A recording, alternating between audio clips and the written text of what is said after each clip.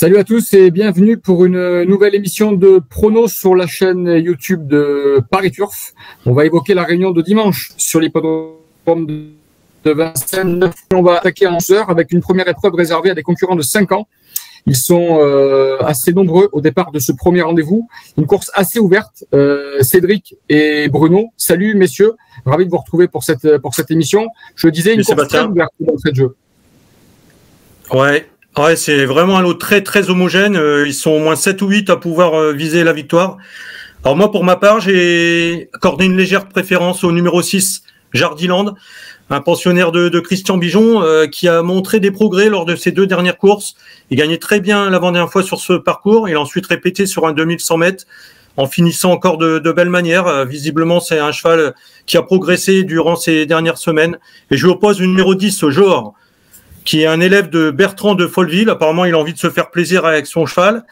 C'est un cheval qui est très froid dans un parcours. C'était encore le cas la dernière fois, mais par contre, il a bien terminé. Ils font partie des possibles rats, mais il y en a certainement d'autres et Bruno peut en parler aussi.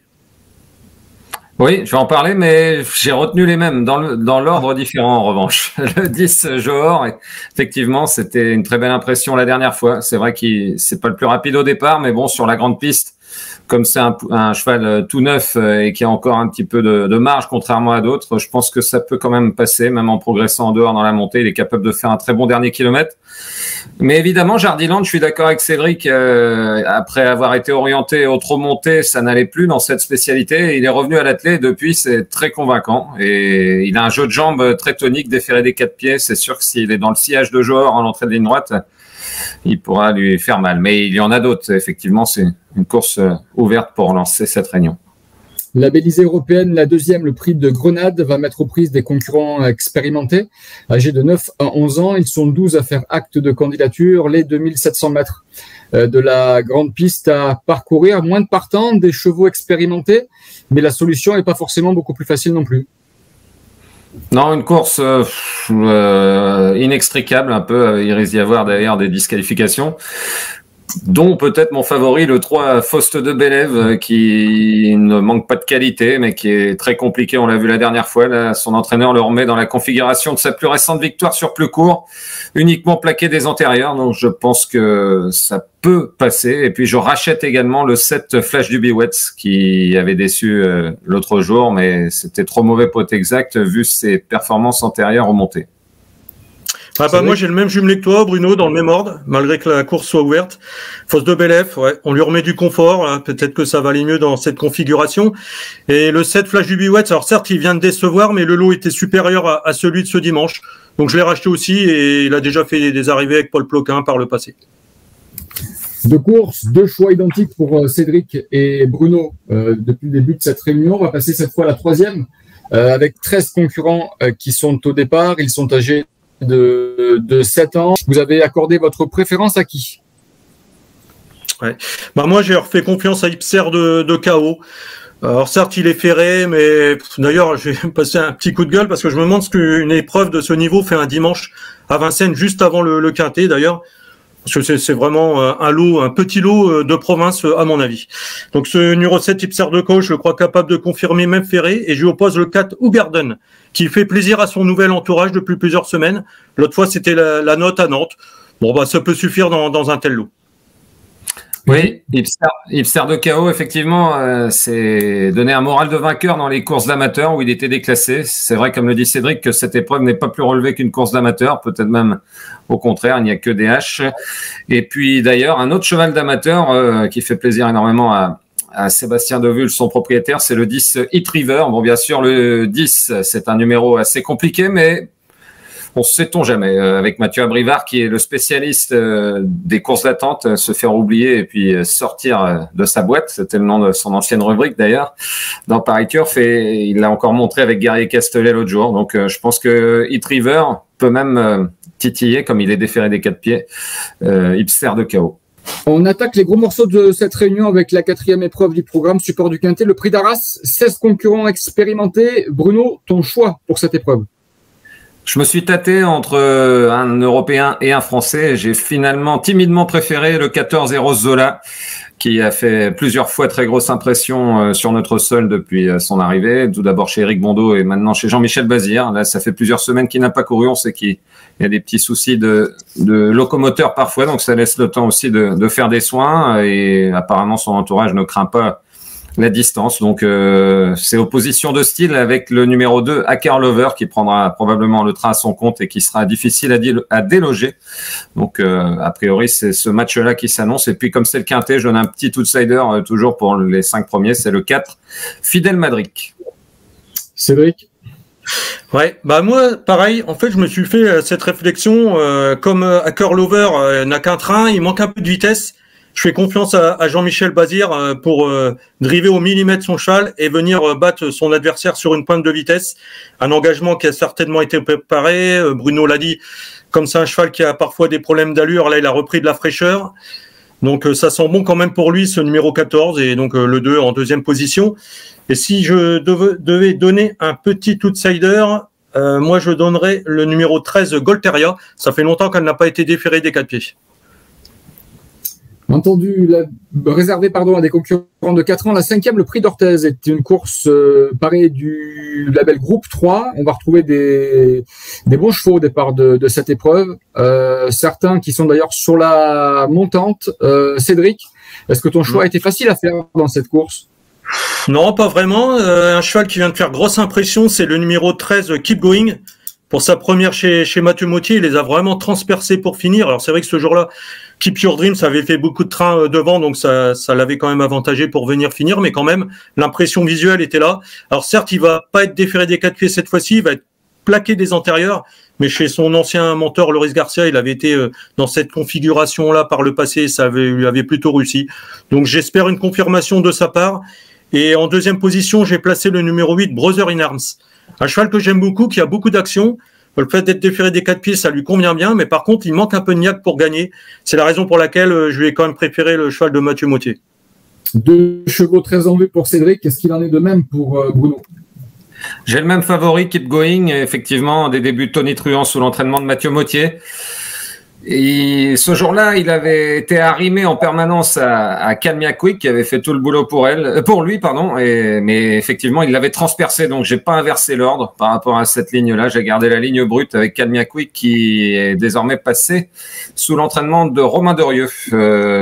C'est une excellente pouliche. Elle paye pas de mine comme ça, mais elle a beaucoup de tenue et une belle pointe de vitesse. Donc, je reprends la ligne tout simplement, mais c'est effectivement une très belle course. Pour cette génération, et Brother in Arms fait partie des possibilités. Il y en a d'autres encore, exécutives. Comme exécutif, ouais. Capa, là, le FaceTime Bourbon, hein, une bien belle course. La 6e est très belle aussi. Il s'agit du prix du Pont-Avis de C, avec un match annoncé entre Philwell, le numéro 9, et le numéro 8, Geisha Speed, tout juste auréolé de son statut de groupe, lauréate de groupe 1 dans le prix de l'Île-de-France. Est-ce que cette course, messieurs, se résume en un duel? Je pense pas. Gigolo Lover, s'il est sur le bon rail, qui est le co-détenteur du record de la spécialité du trot monté en 1,99 depuis cet été, peut aussi se mêler à la lutte pour la victoire. Maintenant, j'ai aussi pris Geisha Speed et Philwell. Philwell qui sera moins sur sa distance, mais il aurait peut-être gagné le prix Auguste François sans sa faute le 13 décembre. Donc, mais Geisha Speed dans le prix de l'Île-de-France a quand même fait un truc, et même dans le Cornulier, elle courait très bien. Elle semble avoir franchi encore un cap. Donc, je l'ai timidement préféré à Philwell et à Gigolo Lover, donc c'est plutôt un match à 3, on va dire. Ouais, voilà, moi c'est pareil en fait, c'est par rapport à la distance, j'ai une préférence pour Geisha Speed par rapport à Philwell.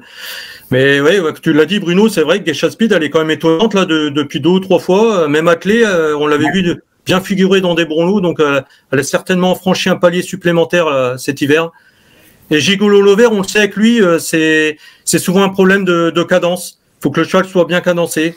Et une jument qui a fait grosse impression la dernière fois, mais c'était sur plus long, c'est Édition Gemma. Bon là, elle risque d'être complètement prise de vitesse, mais elle risque d'en doubler plus d'un pour finir. Entendu. Programmé aux alentours de 17h05, le Critérium des Jeunes Prix Comte-Pierre de Montesson. C'est la 7e épreuve du programme. Ils sont 14 au départ. Et évidemment, on a face à nous l'élite de la génération des 3 ans. Une course, on en parlait ce matin, messieurs, en conférence de rédaction, qui semble assez ouverte. Ouais, bah moi j'ai repris le 11 Luciano Menuet. L'autre fois il s'est retrouvé enfermé. C'était une course de préparation pour ce critérium. Nul doute que cette fois-ci son mentor Philippe Allaire va donner les ordres à Johan Le Bourgeois d'aller devant et méchant. Bon, après il va falloir résister à la meute, hein, et notamment au numéro 7 Lombok-Gel, un cheval que j'aime beaucoup, un cheval très doué. C'est la relève d'Hokkaido Gel au sein de l'écurie d'Ersoir. Il a le potentiel pour gagner aussi, mais il y a d'autres prétendants, hein, comme Lovino Bello et aussi Loulouni. Oui, c'est vrai que a priori les poulains semblent quand même supérieurs. On va y aller sur la pointe des pieds, mais sur l'impression visuelle qu'on a eue. Ouais, attention à Louisiane de Momo sur une pointe quand même. Hein. Ouais. Mais ouais. Comme toi, je préfère les mâles aussi. Hein. Je suis resté sur le poulain le plus perfectible du lot, Lombok-Gel, effectivement. Au même âge, Jean-Luc Dersoir le considère même un peu supérieur à Hokkaido. Bon, après, la route est longue, il faudra que le mental suive et compagnie. Mais c'est vrai que pour ses débuts au plus haut niveau, mené sagement pour prendre la température, il a vraiment sprinté de belle manière. S'il y a plus de trains, et ça devrait être le cas puisque c'est un critérium, ça ne pourra que l'avantager. Maintenant, j'ai retenu également Luciano Menuet. Philippe Allaire a gagné 5 fois ce critérium depuis Ready Cash il y a quelques années. Donc, effectivement, c'est le maître en la matière. Et il a tout taxé sur cette course. Alors, c'est assez curieux, mais on a retenu, Cédric et moi, 2 poulains ferrés. On sait que le plaquage peut bouleverser beaucoup de choses, comme pour Lovino Bello, qui avait sauté plusieurs caps plaqués. Mais ces poulains-là, Lombok-Gel et Luciano, semblent avoir les moyens de battre tout le monde avec des fers. Luciano est annoncé plaqué des postérieurs la veille. Et finalement, son entourage a changé d'avis. Changer d'avis au dernier moment. Des femelles de 6 à 8 ans seront au départ de la 8e, le prix de l'Agassi. 2850 mètres à parcourir dans cette épreuve. Là encore, on retrouve un lot extrêmement touffu, extrêmement ouvert. Oui, mais j'ai jeté mon dévolu sur le 10 Canadian Chronos, qui a été l'une des très belles impressions dans le prix Helen Johansson, où elle se heurtait quand même à des rivales autrement plus confirmées comme Isla Jet, Clarissa et compagnie. Même Grindelwald était 5e et a regagné un quintet depuis. Donc là, si elle s'élance correctement, ça peut être un peu son défaut. Il lui est arrivé de partir au galop à la volte. Avec Jean-Michel Bazir, je pense qu'elle peut dominer les Françaises, dont Is Magic au fort, qui est à reprendre. Elle n'a pas fait ce qu'elle devait les dernières fois en commettant parfois l'irréparable à la sortie du dernier tournant, mais elle a un sprint très acéré et il me semble que c'est elle que j'ai vu travailler à Grosbois et franchement, elle avait l'air hyper tonique et toujours aussi bien en cette fin de meeting. Donc sur une pointe, elle peut aligner tout le monde. C'est vrai.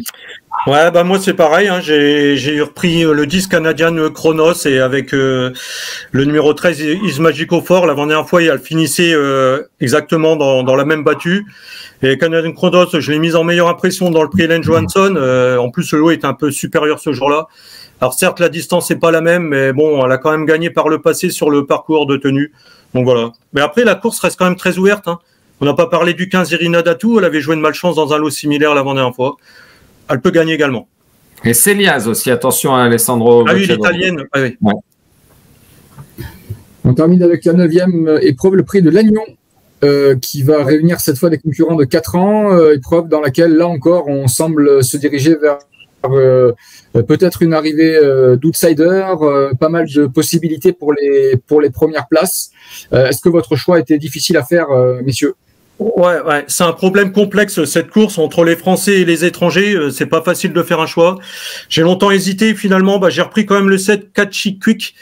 L'autre fois, quand même, il a pas démérité. Il est parti de loin. Il avait dû progresser en 3e épaisseur.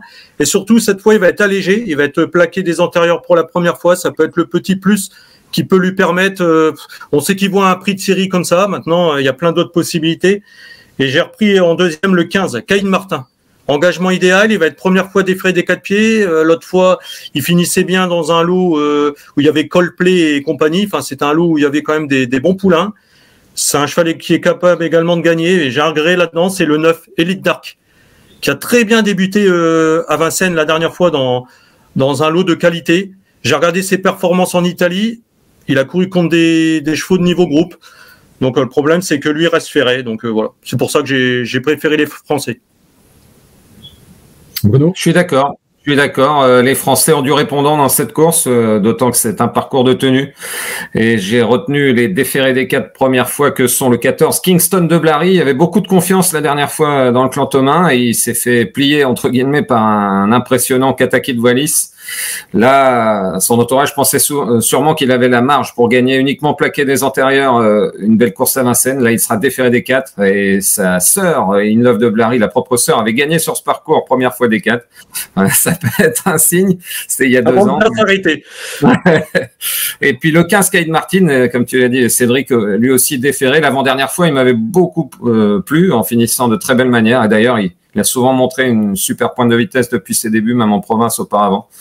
Donc, lui aussi, le déferrage peut lui permettre de gagner. Donc, le 14 et le 15, mais effectivement, c'est ouvert. Très bien, merci. Vous connaissez le principe de l'émission. Il faut désormais détacher un concurrent après avoir évoqué l'ensemble de vos sélections pour cette réunion. On va commencer peut-être par Bruno. Ton choix prioritaire pour cette réunion à Vincennes? Eh bien, dans la première, le 10 Johor avec Bertrand de Folleville. Cédric? Oui, le 810 Canadian Chronos qui mériterait de renouer avec la victoire. Très bien. Merci, messieurs, de votre participation. Merci à Laurent pour la régie. On vous dit à très bientôt pour un autre module vidéo sur la chaîne YouTube de Paris Turf.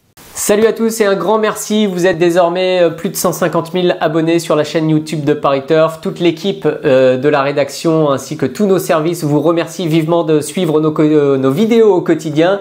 Surtout suivez le 100% Quintet, le 100% Paris Turf, les interviews des pros, la playlist reportage et bien sûr nous vous proposerons également très régulièrement des images qui pourront alimenter la playlist des best-of. Merci, un grand merci pour être désormais plus de 150 000 à nous suivre au quotidien.